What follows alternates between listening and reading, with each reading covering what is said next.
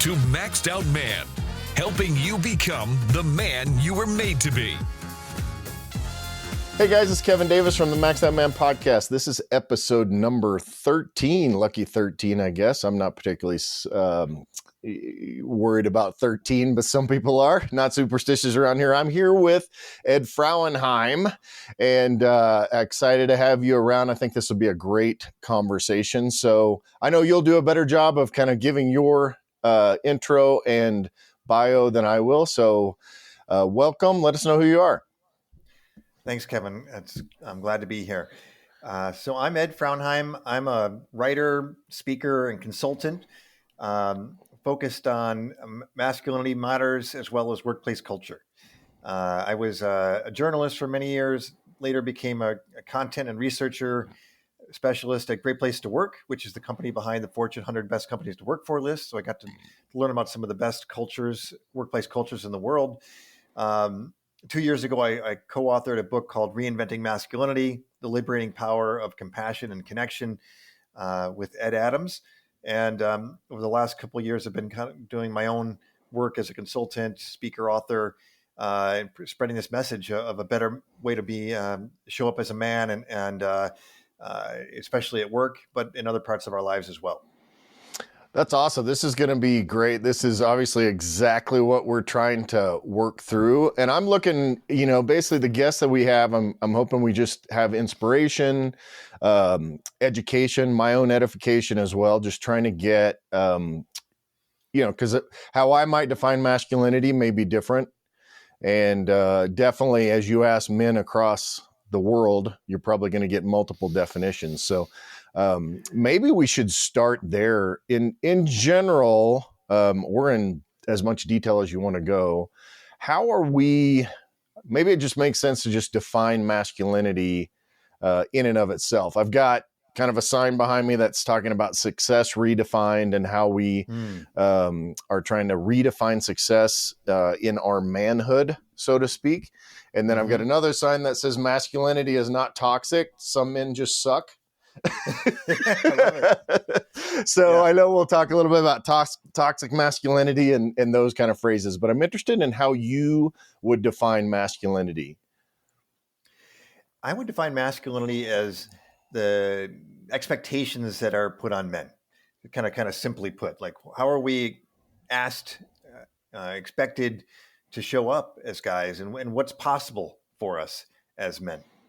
And what my co-author and I have kind of talked about in our book is that for many years, going back thousands of years, we think that you could say masculinity has been a rather confined set of expectations. We've had this conventional, and again, we avoid the term toxic because we agree with you.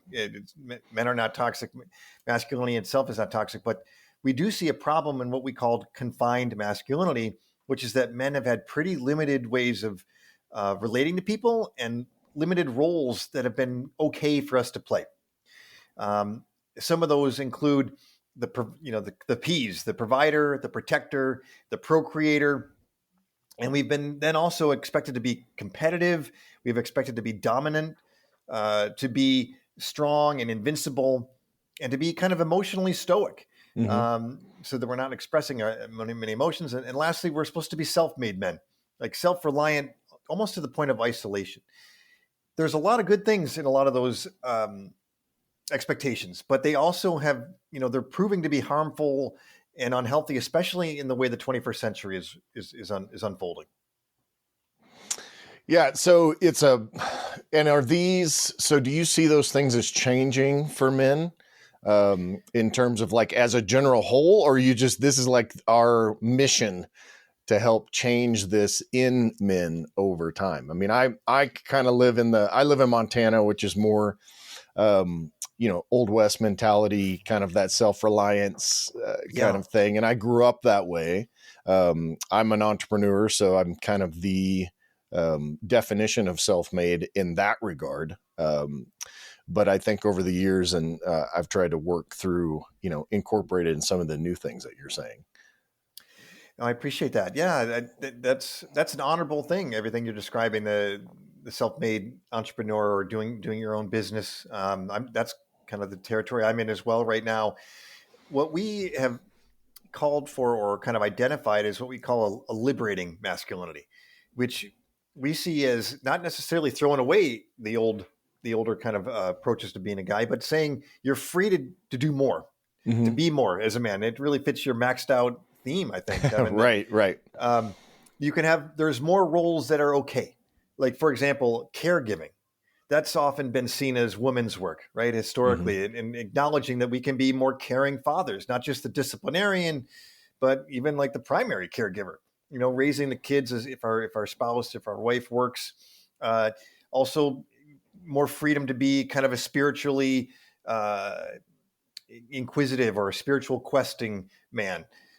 Those were kind of looked down at in the past, and now we're kind of acknowledging that's cool, Yeah. and that actually expands our fulfillment in life. And then in terms of how we relate to people, at work and other places, we can be collaborative besides competitive and always having to beat somebody. We can be emotionally expressive and kind of wiser about what are the emotions of the people around us. And we can recognize that we're interdependent, not just independent. There's a role for us to be, pulling ourselves up by our bootstraps as best we can, but also to acknowledge, we might need help sometimes, and that we are one big human race, one human family that's got to figure out these global problems together. So when you add those things up, it's what we call liberating masculinity. And it really isn't saying there's a problem with men. It's just that men have had to kind of restrict their choices, and nowadays it allows us to have a fuller, more a freer life, really, and helps free the people around us as well, our family members, our colleagues at work. So there's a lot of good that comes out of kind of expanding how we can show up as a man. Yeah, I want to dig into some of those a little bit more. I think I would, I'm wondering though, we're talking about society and opportunity and all of that things. One of the things that I wonder, and I'd love to hear your thoughts on, it seems like men are kind of have gradually over the last, I don't know, at least 5 years, we've become kind of the enemy, right? And I think that's where this term masculinity comes from. And so how are you seeing that men are trying to navigate some of this stuff with that in that environment? I often joke with my kids. I have a 24 and 25-year-old girl, young woman, I guess you should say. I'm not allowed to say girl anymore, I was told. So that's But when they're 6 and 7, though, that's yeah. clearly a girl. I mean, honestly, my wife is involved in all sorts of female only automotive activities, and they're all girl. That's the name. The names of the organizations are girls. So, but anyway, so I've got these young ladies that are my children, and I always joke with them and say, you have no idea how hard it is to be an upper middle class white guy in America now. So, and I think, that's the joke, but I think there's actually some truth to, being kind of the enemy now of society. I don't know if that's something that you're seeing. I would say that I agree with what I would call the new pressures we're facing. As I'm similar to you. I'm a 55-year-old white guy, straight white guy, pretty privileged. Grew up in a middle class family outside of Buffalo, New York. Now I'm in San Francisco. But yeah, in the wake of Me Too, in the wake of Black Lives Matter, there's increasing calls for fairness. And I think it's fair to say that historically, white men have had more of the advantages in society. Oh, totally agree. Workplaces. Yep. And so we're being kind of called on to acknowledge that. And at times, I think the calls and the attitudes can be, hard and sometimes over the top. I've got an 18-year-old child who just recently declared themselves non-binary, grew up female up to this point, and they are very critical of me at times and white guys. And I think, there's I often ask, and I appreciate the folks that give us grace, as we're trying to navigate this new world. But I think not only are there new pressures, but there are new possibilities.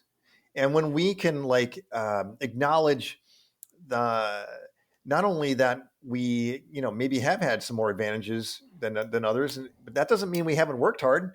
And it doesn't mean we haven't had a lot of pressure on us, including the breadwinner pressure that I felt. I imagine you have felt as well, Kevin. And when we kind of can see ourselves in greater collaboration with, and to kind of acknowledge, let's help women, let's help folks of color have the same level of opportunity, give and acknowledge the sort of the subtle biases and the less so subtle biases. We can all, and to redefine our definition of success that's more inclusive, it's a happier life for us too. Mm-hmm. That's what I firmly believe. So I'm curious if how that lands for you. Yeah, I mean, I totally agree. I mean, it's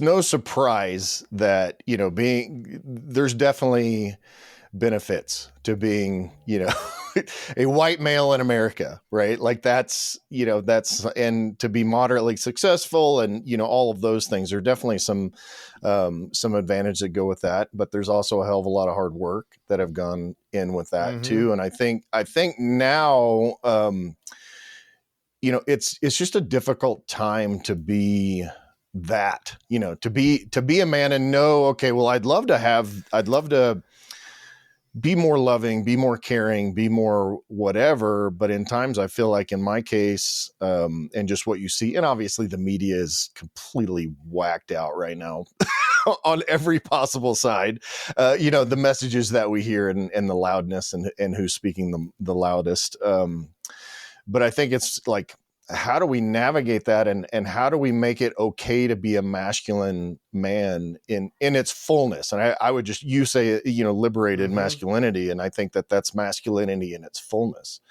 Mm-hmm. You talk about parenting and about men being one of the big things. And I think this is true, through a lot of minority communities, but I think throughout our family units that we have now. If you look at this, the degradation of a two-parent household, mm-hmm. it, has a great effect, I think, on what's happening. And I think in most cases, it's the man, the fathers that are no longer active. That seems to be the trend over the last, 4 decades, I guess, maybe even longer than that. But, and that shows that you really need two parents, like we're made to have the male and female influence in our lives, to help us, especially both men, with young girls. I have daughters, which I always joke and say God gave me daughters because he knew that I couldn't handle little boys. There's just something that, dads of daughters, I'm better suited that mm-hmm. way. But I know that for a mm-hmm. fact that some of the things that the way that they interacted with me growing up, and even the way they interacted now, the way they saw me with my wife, who I've been married to for almost 28 years, the way I treat her, open doors, and all of those expectations on what a man can look like, both good and bad, the challenges. I've apologized thousands of times to my girls for being, over the top or aggressive or, whatever.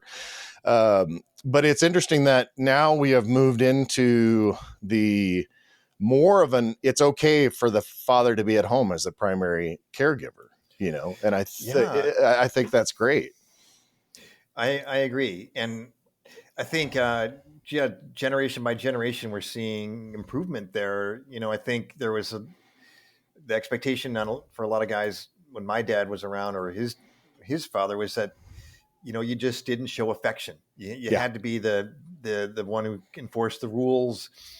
You were about setting high expectations of behavior, and you were cold often mm-hmm. to kids. My dad was in between. He was, affectionate in a lot of ways, but also he had a pretty bad temper at times. And and I think that, I love what you said. You apologize to your kids, because I think that's one of the defining distinctions between our generation. How old are you? I don't want to. I'm 50. I'm 50. 50. I'm 55. My father, when he was a younger father, never apologized. That I remember. Mm-hmm. Now he does. And I am like you. I apologized to my two kids for all the time, many times. Falling down, not being as good of a dad or good of a person as I'd like to be. So I think we're making some progress. And one thing that's been interesting is the pandemic, Kevin. Like the pandemic, which puts so many people working at home. There's some interesting research that men took on more caregiving roles and they don't want to stop. Yeah. They have actually come to see that I love being a dad. I want to have a deeper relationship with my kids, besides being a professional. So I think there is a movement toward, an embrace of fatherhood in a fuller way, to your point about the fullness as a man. That includes all the, like, maybe the roughhousing, the physicality, the sports stuff that maybe guys bring more, but it can include also, like, drawing pictures with your kids or doing a tea party, with girls or boys, or, whatever they want to do, but the full spectrum of how to be a dad. Yeah, I think that's always something that gets lost sometimes, and that, I found that, and this is why I think it's so important that you have both. I think that there are ways that men interact with kids versus the ways women interact with kids. And usually those ways are much more dangerous or roughhousing or risk oriented, or, you'll see the pictures of dads throwing their kids 10 feet up in the air and, stuff that moms just don't do. But I think that those things are equally as important, whether it be the roughhousing or, whatever across the spectrum, whether it's traditional male type roles, like you're saying with sports and aggressive stuff, or hunting and fishing and guns and whatever, depending on what your basis is.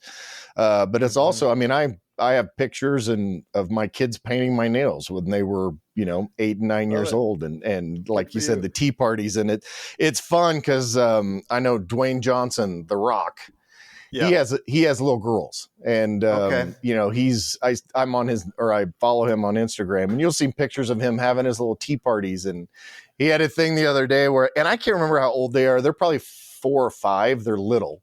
Okay.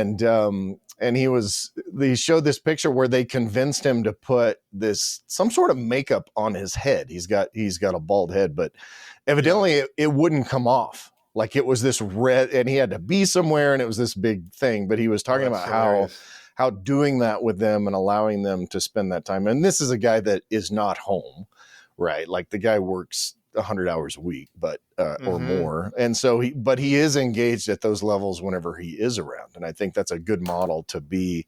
I mean, you're talking about a 300-pound dude that, like, just reeks of masculinity, right? And so of traditional masculinity, and then, but to see him then interact with his little kids in that way, I think is super cool and super important to have both sides of those, because I think it actually brings more to the man than even to the child, or vice versa. Interesting. That's a great point. Yeah, I would say I learned a ton from spending a lot of time with my kids, and I think of, but in some ways, my daughter was the more kind of aggressive sports player. Now my non-binary kid, they just won a city championship in soccer. My son has gravitated toward less competitive activities like snowboarding, or skiing rather for him, surfing, skateboarding, these board sports that are less about dominating others, but about getting better at yourself, and he's one of the most compassionate people. I tell a story in the book about how I made the wrong turn, trying to get out of LA one time, and it's a real mess trying to, like, get through what's called the Grapevine in Southern California. And I just was like, I'm so stupid. I'm just beating myself up. And he said, "Dad, everything you are is already enough."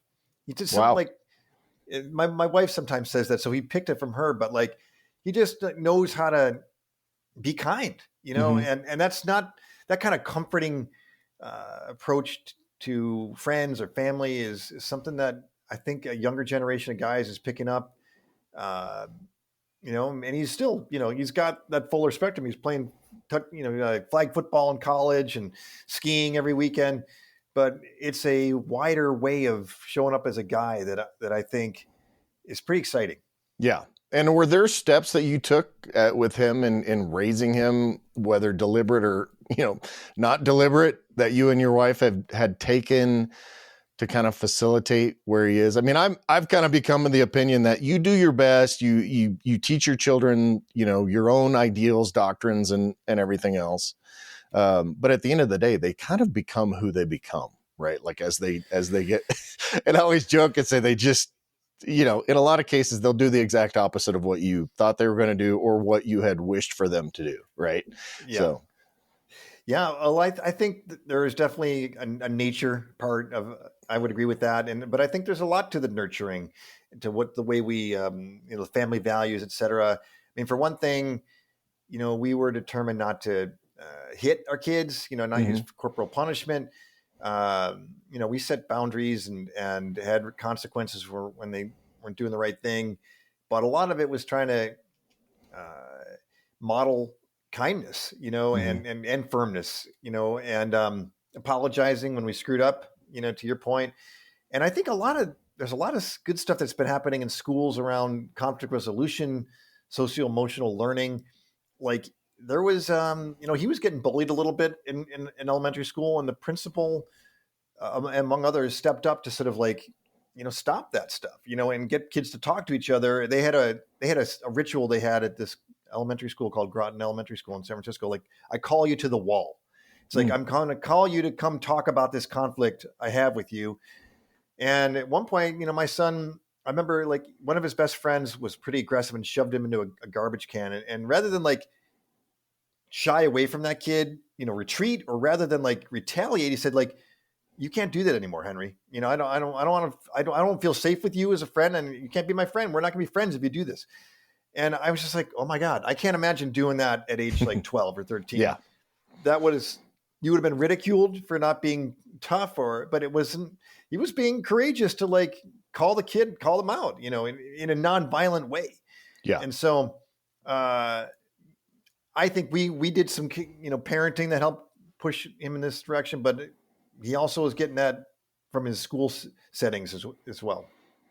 That's interesting. So this was something they did on an individual basis? Were they teaching this as a curriculum or anything like that, or counseling? It was part of the curriculum, I think. And then individually, if there were problems, conflicts, the kids would work it out either themselves with this ritual, or, we got the principal involved to sort of, look out for our kid a little bit and make sure that, he was not going to be bullied. And it won't, later on, he stood up to a bully being mean to other kids. Yeah. In middle school, there was a guy that was just being a jerk to some other kids. And my son stood up or spoke up and said, if you were talking to me that way, I wouldn't do what you're asking. He was an upstander, as they say. So, and that's a big way in which I think the masculinity debate is got to be honest about. For a lot of years, we accepted pecking orders and bullies at the top of it. If not outright bullies, certain ways in which some kids are going to be, they get all the attention and the props, and a lot of kids getting, the bottom of the pecking order. And I think that we're sort of realizing everyone deserves to be, seen as awesome in their own way. Yeah.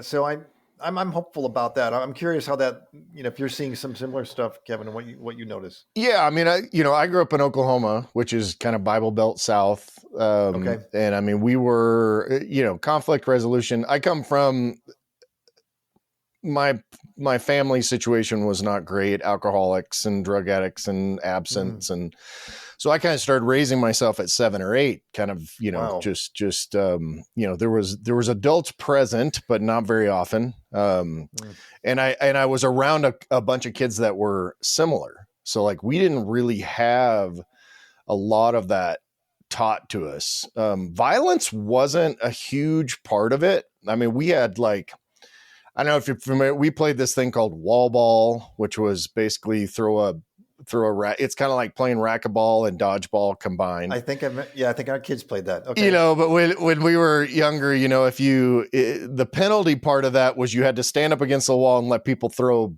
racquetballs at you. So, there was just a different way. And I had been in a couple of altercations when I was younger, and it's one of those things where I fought with a friend of mine and we punched each other in the face, and that was it. That became part of it. I'm not saying that that's the best. That was not necessarily the best approach. But in terms of bullying and stuff, I always feel first of all, I'm convinced that all men have low self-esteem. So I think all of us at some point, whether it's the statement that you're an idiot for getting lost in LA, which, anybody can get lost in LA. Even the GPS doesn't work in LA because you got 15 different, highways and all that merging all at one time. It gets you lost in and of itself. But I think all of us have that self-deprecation, that self-esteem issue. And I think from a bullying standpoint, in most cases, what I've known, everybody has a story. And for men, it's his story, right? Or history, or however you want to put that. But I always try to figure out where this kind of behavior is coming from, right? I think I'm sure there's data to support this argument, but I think if you look at bullying behavior, there's always something tragic or challenging behind it. Right. Yeah. And as far as hierarchy goes, I think there's almost always going to be, in my mind, a societal hierarchy. It's just kind of the nature of our Western culture, especially. But I think the important thing that your son is demonstrating, and what I think we can all learn even as adult men especially, is that conflict resolution component of it. That, I've got friends that are multimillionaires, and I've got friends that are dirt, poor, or have different kinds of jobs. We have tons of friends in the labor that are laborers or in the trades or any of that. And I have tons of friends that are, high level entrepreneurs. So financially, there's a little bit of a hierarchy there, right? But like in my mind, I've got friends that are on, major television shows, but they just have a different, cooler, in my mind, it's a cool job. Sometimes it's cooler than my job, but sometimes it's not. So there is this kind of perceived hierarchy, but at the end of the day, we're all just trying to connect. And I think that's what that conflict resolution piece is all about, is trying to connect with that person that you're having conflict with and express, hey, this is a challenge, right? Like, I can't be with you. I can't be your friend if you're going to be a dick to me, or, however you want to pull it, so. That's the phrase that they use. Like, that's a dick move, I think you're right. And one thing I like, I think you're right about the Western civilization piece and the hierarchy stuff there. And I think there's a need to evolve in that regard. Because I think that you can see Western civilization kind of going back to the dawn of agriculture. And there's some interesting kind of anthropology and archaeology research on this, that before agriculture started about 10,000 years ago, the hunter-gatherer societies, the forager societies they had kind of three main principles. They were egalitarian, they were about gratitude, and what was the third one? It's going to drive me crazy. Abundance, I think, it might have been the third one. They and the guys tended to get their sense of self-esteem out of more altruistic behaviors. Serving the community, like bringing home a big kill, of an antelope or something, or mastodon, and, sharing it, and at some point and there was a lot more kind of equal partnership in terms of the religions, in terms of the ways decisions are made between men and women, that kind of got lost in when we went to this sort of, men are in the more public sphere, the economic sphere, and women got kind of pushed to the domestic sphere as agriculture went on. And then we also had some people accumulated a lot more stuff than others did.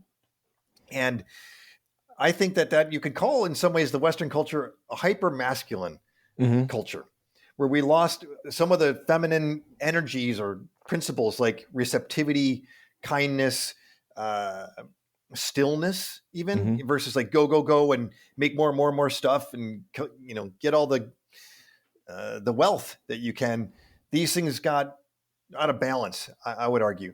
And so this is one of the things we talk about in our book, is that when we're talking about reinventing masculinity, we're kind of saying, let's remember some of the wisdom of some of the 95% of the time we've been on the planet was in these communities where our DNA was shaped, where we are much more about sharing and a much more equal lifestyle, along with just feeling like we have enough. We don't, as opposed to the sense we have in the modern world, like we always got to get more.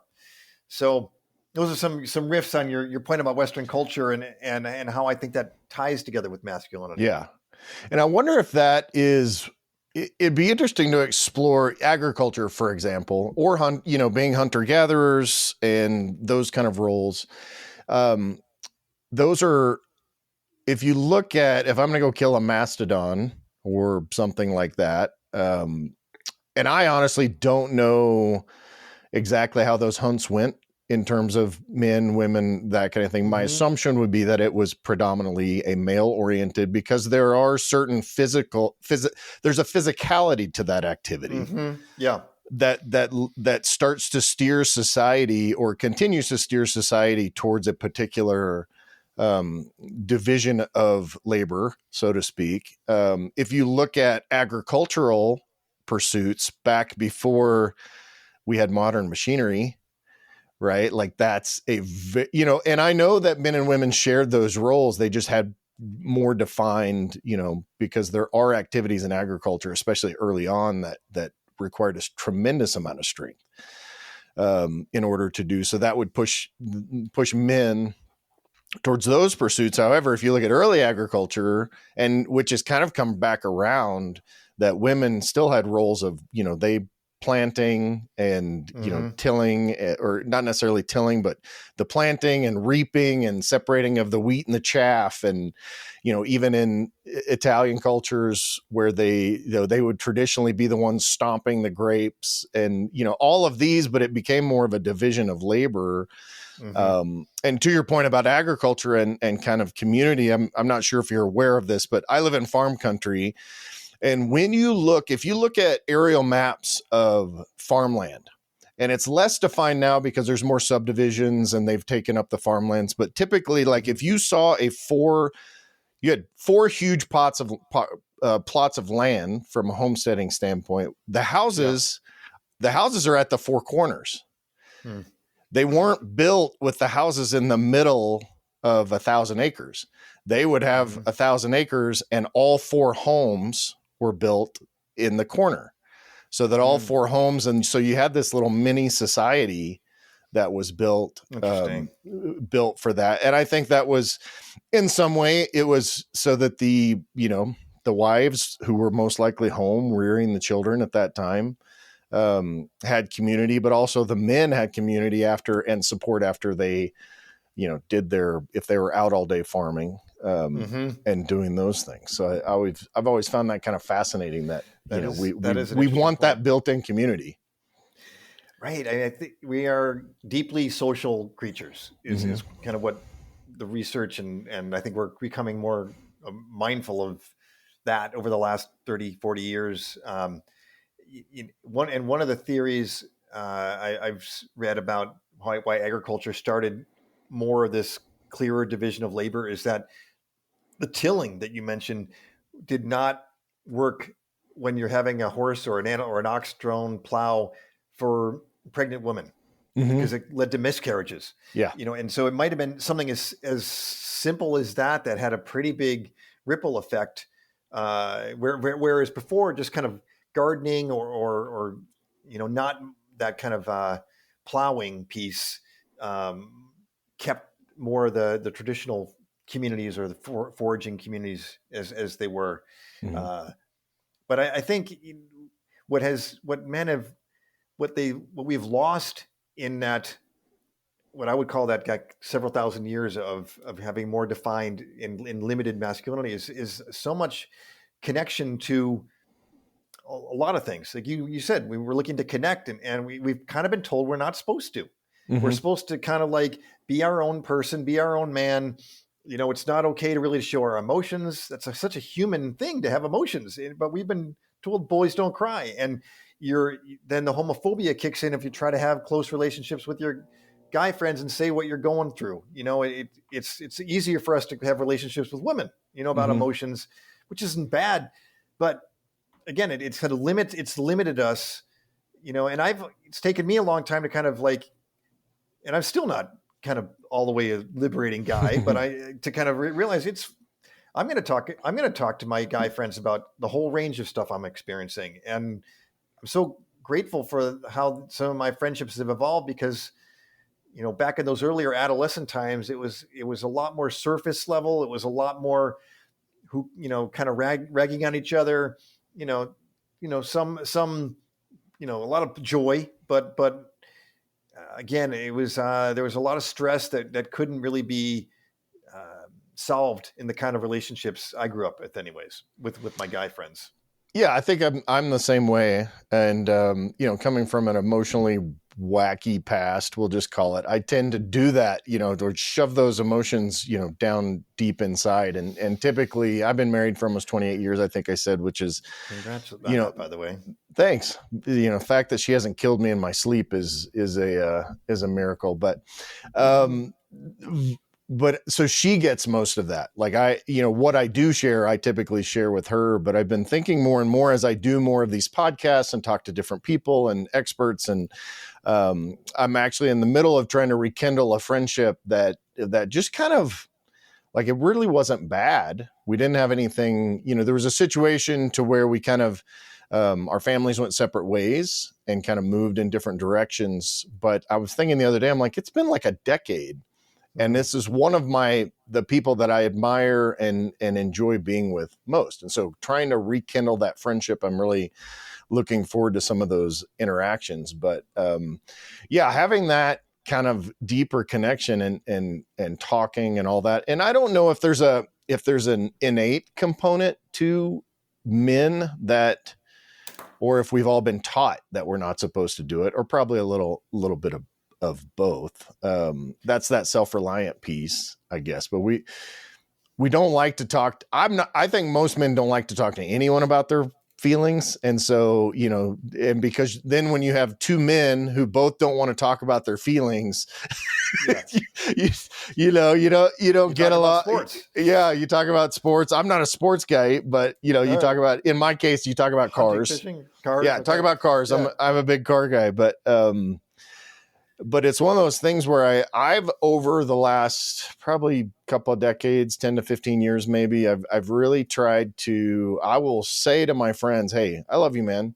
Like when we finish a conversation or those kind of things. And I have some friends, some of my closest friends are those that I'm able to, at the very basis of the relationship, right? That's kind of I need to let this guy know that they're important to me and that I genuinely love them and their friendship.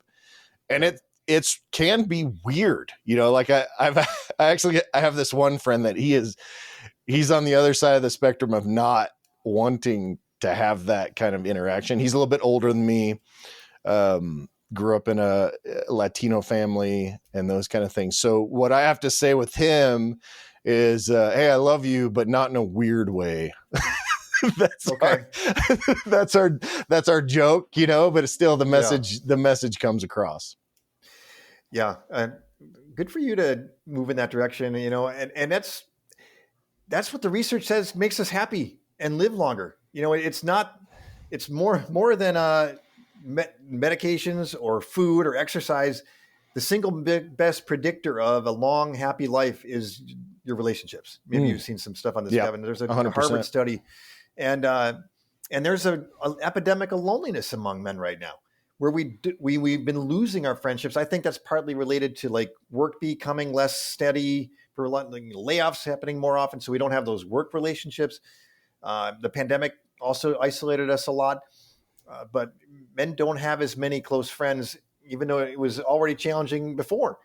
But I think there's a lot of research that it's more natural for us to connect, and that we do get it kind of beat out of us.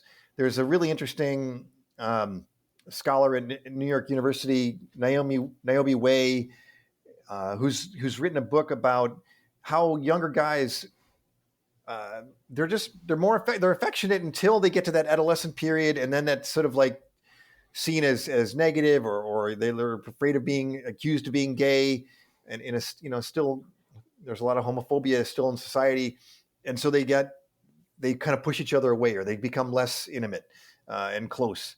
And I think that that kind of resonates with my experience pretty well. It takes more work to kind of push through that and to get to those places where you can tell each other, I love you, man. As my friend, my co-author has had a men's group for 30 years. It's a wonderful organization. And for several years, they didn't say, I love you. But in this one moment where a guy was sharing what he was going through and he was feeling this great support from the other guys in the room, he finally said, you guys, and it was like the fawn saying I was wrong. I was not right. And then finally they say, were you going to say that you loved us? And he's like, yeah, I was going to say I love you guys. And then from then on, they did say they loved each other because it's so hard for us to say that L word and feel comfortable doing it. But it pays off. Just if we want to live long, healthy lives, we need to have strong relationships. And, so I want maybe to come back to this thing about if we only do it with our wives, that is great, but it also is there drawbacks to it. So I appreciate you pushing through to, rekindle, a good friendship. Yeah, because that feminine masculine connectivity is not, even outside of an intimate relationship, it's not the same. Like it never will be the same because men and women are different. I mean, they just are. And especially way they communicate, women do tend to be more emotionally connected than we are. And so in my experience, but you need to have those male relationships. And I'm in a unique situation. I mean, I work out of my house. I have for like 25 years. I live out in the country. I live in an area that is hunting and fishing oriented, and I'm not a hunter or really, I don't fish anymore. Okay. But I'm a car guy. The problem is I live in an area that is not car oriented at all. So most of my friendships are remote, with texting and Zoom calls and, FaceTime and all of that. Those are how I keep up, but I've got friends all over the world. Some of them are closer than others. So it requires me to be more deliberate. Like we're not going to go hang out. I don't have anybody that I go hang out with for 5 or 6 hours, on a Saturday. Normally that's my bride that I do that. We build stuff together and do car stuff and all that. So that's good. But all that to say is I think I have to be even more deliberate in terms of, showing my feelings and care and taking the time in my case to reach out to those people to make sure they know that they're important to me. And I think ironically, there's so much in the statement to be able to tell somebody that you love them in that way, because it says, I'm connected to you. I value you. I trust you in being able to say this. I genuinely love you and want to have that connection with you. And it's like, as complicated as that can be, those 3 words really say a lot. Like it doesn't like having that. And with most of my relationships that I've had that I do have that now, I've kind of tried to be the one to bring it up just, slowly and by text or whatever. But I think that I was just thinking as we were talking that, we don't always have to sit, we're not 2 guys sitting on the front porch talking about our deep-seated feelings all the time. I mean, that can happen, but I think connections, maybe I could be wrong, but I think it seems like with men, just that physical connection makes a big difference, spending time together. And in my case, it's remote, which is great that we have the technology to do that. But I don't know if that's similar to what you guys have seen as you're, doing more of your stuff. Yeah. I think it's all helpful. I think what you described in terms of the spending time together, and I do that with I'm a big Golden State Warriors basketball fan, and my buddies and I either watch games together or we're texting about them. Sometimes people talk about that as shoulder to shoulder friendship, where you're facing the same direction, maybe watching a car race or a basketball game or maybe playing a game together. And then there's the face-to-face stuff, where it is getting more intimate. And I appreciate that I've I can, I've been recently dealing with some bouts of anxiety. There's some financial stuff that came up, a surprise tax bill that was way more than I expected as an entrepreneur. Didn't manage that super well. And to my two closest friends here in town, I can talk to both of them about that. They're like, totally get it, and they're sympathetic. They've, been there for me. And I think that's the piece of the puzzle that we're trying to get at when we talk about moving from a confined masculinity to a liberating one. Is just, you don't lose anything necessarily, but you gain so much when you're having a fuller, maxed out masculinity, Right. you've got all the humanity that's possible. And I'll say something that may, be a little, shocking to some readers, but it basically is accepting that there's a feminine and masculine side of everybody. This is what we kind of would argue, is that we do have within us the ability to be that error. Like we talk about it also, my buddy Jim Young and I talk about it as the arrow in the circle, that masculine symbol on a bathroom. We mostly have been focusing on the arrow, the assertiveness, the purposefulness. We're driven. We're going to be violent if we need to. And the circle, though, that's more, you can say, the more feminine qualities of the reception, the hugging in, like being still and sitting with the moment. And we've kind of ignored that to our own detriment, but if you combine them both, you can still be a guy's guy, and have that deeper, that fuller experience. And that helps those around you too. It's not just that you help yourself, you're going to help your kids, your spouse, your colleagues. A lot gets better when you can kind of embrace that full humanity. Yeah, because especially if you're repressing what is a natural part of yourself, right? Like you said, we all have emotions. We all want that connection. I think we're wired, everybody, male or female, are wired in a different way, but whether they are male or female, they're wired in a little bit of a different way in how those things manifest themselves. But I think it's super important to realize that it's not just, like you said, the P's, right? Provider, protector, and what was the third? Procreator, right? Like we're worth more, which is the arrow, right? So yeah, there you go. It looks like a penis. That's right. We're more than that for sure. And to be able to have that and have a fuller life, and to be able to, really embrace more of that as we go along. It's interesting that you say that in the context of men, but I also see it in the context of women too. And I know we're talking to men and this is about men, but in my own experience, my wife is, she was a stay-at-home mom for almost 20 years.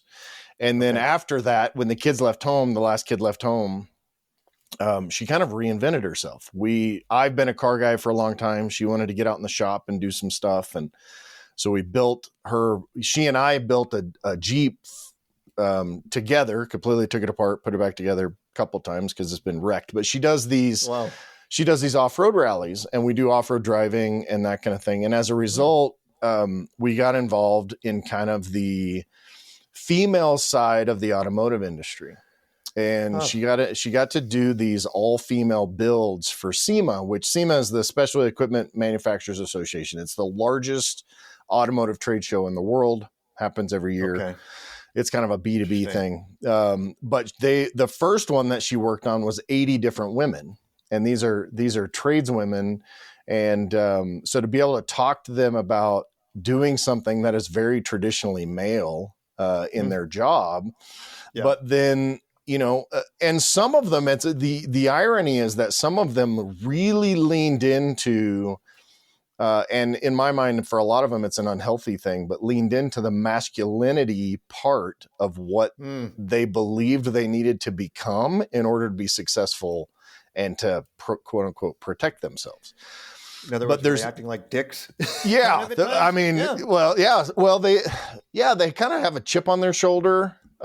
Which I mean, I've heard some of the stories. It's really just stupid how some of these men treat, female technicians and welder. I mean, these are welders, auto body painters, car builders, you know, smarter than anybody I know. My wife does welding also and car building and, and also makes these enormous 3D cakes and does pastry and, you know, all this stuff. She's kind of a Renaissance woman, but it was interesting to see how, just like with men, we set aside some of our femininity, what would be more of a feminine kind of side to our, if you want to define it that way. And they also were setting aside their femininity to fit into a male dominated role. And for some of them, it created a lot of conflict. Like you could just you're miserable because you've decided you're not allowed to be, quote unquote, you're not allowed to be a girl. Right. Like it's okay. And so I think it was just occurred to me that that's something that we really saw. That's so interesting to hear. And we see that in the more corporate world that I'm more familiar with, Kevin. Like a lot of women who have become executives have almost like out masculined the masculine, the men, to be kind of tough and stern and it's understandable in some ways because, like you said, some of those technicians have been mistreated by colleagues who are men. Women get penalized if they are too passive, you know, and they also can get penalized if they're too assertive. So they're riding a tightrope. They're walking a tightrope to try to succeed in a lot of these male-oriented cultures, you know. But I think penalized for success is. Penalized becomes a bit of a pun in this case. Yes, exactly. Penile. Stuck with the air. Right. Yeah, it's true. It's I don't know if that has the same root, but it might. I just decided it does now. Very good. Yeah, it works. It works. But I think that this is the what's in front of us. It's hopeful is everybody can be fully human. You know, let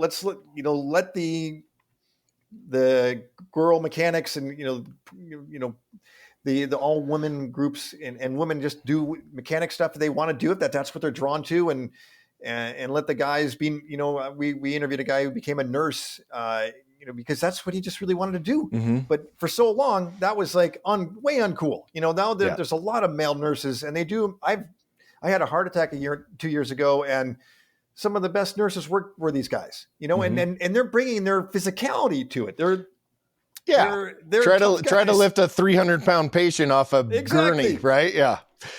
It's so there's room for, I think, both men and women to be showing up with more full humanity, and it does go both ways, as you're saying. Yeah, better just those traditional roles and trying to merge those things and trying to, you know, it's the whole meet the Fockers thing, right? Like he told, you know, that was the big joke. Right? That's the big joke, right? Because he was a nurse, not a doctor, and kind of presented himself as if he was a doctor at first, and then they made fun of him and, you know, all that. My youngest is a paramedic, and she's a 24-year-old female. Running her own trucks, because when you're a paramedic, you run the trucks, and she runs the scene, and she's, you know, that's a very male dominated, especially because when she comes on a scene of an accident, for example, you have fire department, police department, and the paramedics, EMS, and she's in charge of the scene. The paramedic is in charge of the scene until they figure out whether or not the patient's stable and what to do next and all that. And so she's told me some of the stories about, you know, some of the firemen, you know, can be just dicks about, you know, I mean, first of all, she's a young female, right? And so that helps exacerbate the situation. But, you know, it's really helped me being in these environments. First of all, to have the experience of reverse sexual harassment was really, it's really interesting to be in those groups of women. And some of the things that they say are way worse than any guy that I've been around. Interesting. So that, they really have a raunchy side too, but it's really helped me to see, and also just doing these projects with my wife. We're building this huge shop by hand, the two of us. and just to really recognize that, first of all, I'm convinced that women run the world already. I think they just allow us as men to believe and to feel like that we're in charge a lot of the times.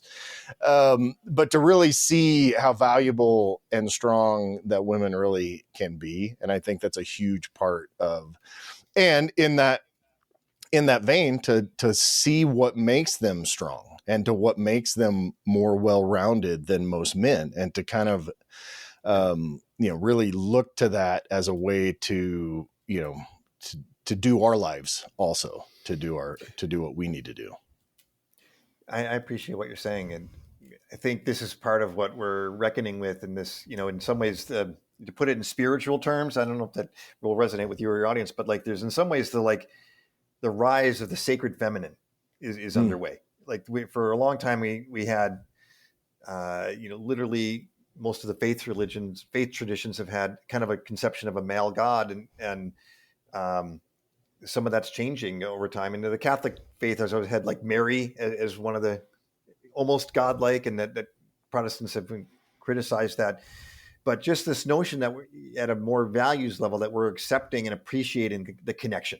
We're appreciating the compassion more. We're seeing the strength of women in these different terrains. Women can, they can do childbirth. It's like amazing. And there's evidence that women live longer than men. Some of that is about our bad behaviors, but there's also some evidence around like they have longer and they can endure in terms of some endurance race type stuff. Anyway, so I think there is we're kind of bringing together the two halves, like the yin yang, that that symbol captured centuries ago, that we're kind of coming back to some of that wisdom, I think. Well, it's interesting that you would say that from a religious standpoint. I don't consider myself quote unquote religious, but I'm an evangelical Christian.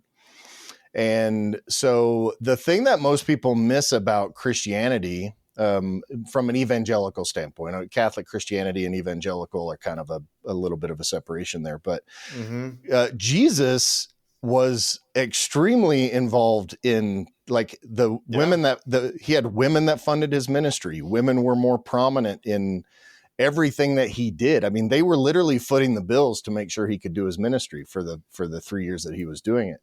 And so there's a very strong feminine, obviously Mary, in the Bible stories and all that. So it's like, for to believe that a God of the Bible is, ultra man, old man with a thing, and, is not necessarily he's much more feminine oriented than I think because he just, depending on what you believe and all that, from my belief system, you have a one God that represents men and women. So he has to incorporate everything good and bad of both men and women. So that is interesting. Yeah. And I appreciate that about, Jesus and Mary Magdalene, and Martha and Mary, like they're, as you're saying, all the funding, and also just Jesus himself, that he was about connection and compassion. Like we kind of, there's a lot and incredible courage, right? Like, but it's not the kind of masculinity that we've generally, highlighted or emphasized. We were, Jesus wept. This, but we're not supposed to weep. Why is that? Because it kind of, you could say it was misshapen, perhaps, by Catholics have a lot of responsibility there, like with it just being a male-oriented priesthood, and only guys could be the decider of how to interpret the Word of God.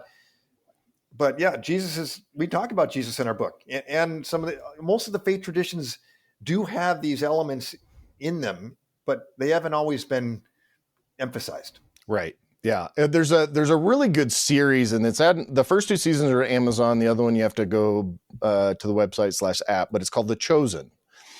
Okay. And what it is, I mean, obviously it's a faith-based series. However, I think if anyone's interested in seeing, in my mind as a believer, as a Christian, it represents everything that I would want Jesus to be.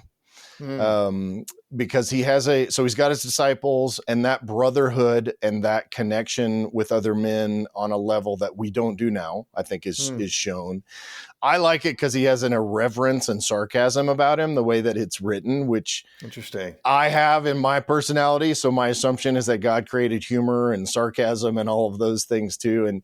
And so I'd really, if that's something that, you haven't seen, it's a really interesting, because it's biblical, but it's also they've taken and fictionalized some of the characterization. They've expanded on these characters in a way that is not strictly biblical, but in a really cool way. Whether it be Peter, Peter was kind of the screw up of the Bible. But in this, the way that they've written it is that he's kind of the security guard of the disciples, right? Always trying to keep and making sure all of that's happening. And so it's a really interesting thing. But to your point, Jesus had his 12 disciples, like they literally traveled for 3 years and teaching and bonding and having that experience with each other that was on a, talk about a deeper level. Like we don't have that experience. So I think that's a great example.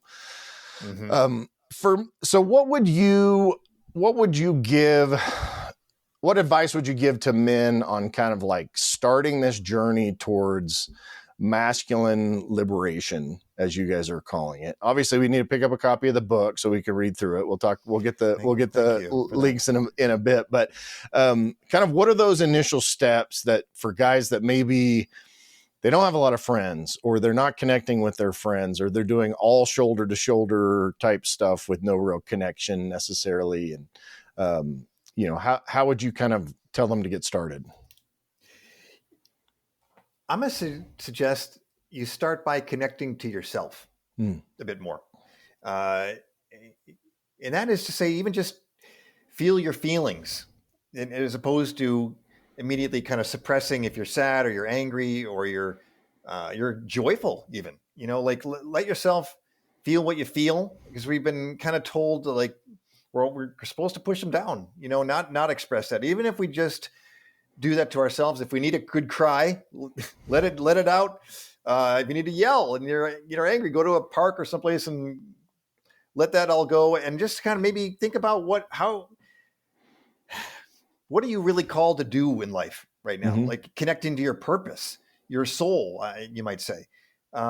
That's a starting point. And I think a good second step might be, what you just described earlier, Kevin, like connect with a friend, and I've done something similar with a bunch of my kind of adolescent childhood friends. Like I've joined a text thread with like 14 Buffalo guys. And a lot of what we talk about is the Buffalo Bills. We also talk about being dads and about, challenges in life, and individually or in the text thread.